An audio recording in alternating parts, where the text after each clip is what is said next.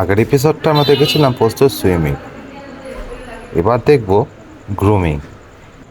গ্রুমিংয়ের এই পার্টটা তুলে ধরলাম স্পেশালি তোমাদের জন্য। নেল কাটিং আর নেল ট্রিমিং, ওর একটা দুঃস্বপ্নের মতো এটা কাটে সেশনটা। কিছুতেই ও নখ কাটবে না, ওর পা ধরলে মনে হয় যে ওর পা ধরবে সে ওর বড় শত্রু, সে ওর বাবাই হোক, মাই হোক, ঠাকুমা হোক, দাদু হোক। একটু দেখো কিরম বাচ্চাদের মতো কুঁই কুঁই করে কাঁদে। এরম কাউকে কাঁদতে দেখেছো? তা আবার কার পা ধরলে মনে হচ্ছে ওর পাটা কেটে ফেলে দেওয়া হবে। কি সুন্দর মনমন্দি পায়ের সব ফার্সগুলো ট্রিম করে দিচ্ছে, তারপরে নেলসগুলো কেটে দেবে, কেটে দেওয়ার পর আবার ওগুলোকে ফাইলও করে দেবে, কিন্তু ওর পছন্দ নয়। But they are professionals. দেখতে থাকো কি সুন্দর সবাই ওকে কাম ডাউন করে দিচ্ছে।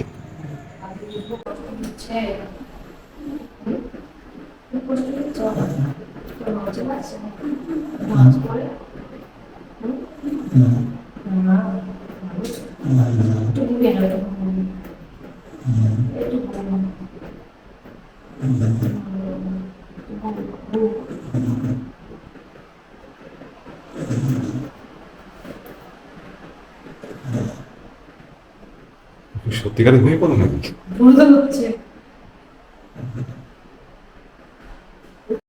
যাই হোক, পোস্ত একটু ওভার অ্যাক্টিং দেখে তোমরা হয়তো এটাকে সিরিয়াস নিয়ে নিয়েছো, বাট এরকম অ্যাক্টিং মাঝে মাঝে করে।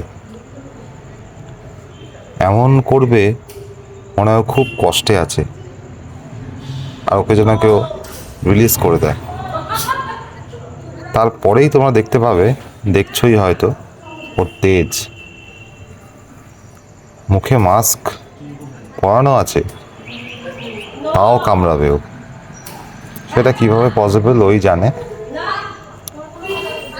তাও অনেক চেষ্টা করে ওর পায়ের সবকটা নখ সুন্দর ট্রিম করা হয়েছে, কিন্তু ওর কান্না থামার কোনো জায়গাই নেই, কোনো বিরতি নেই ওর।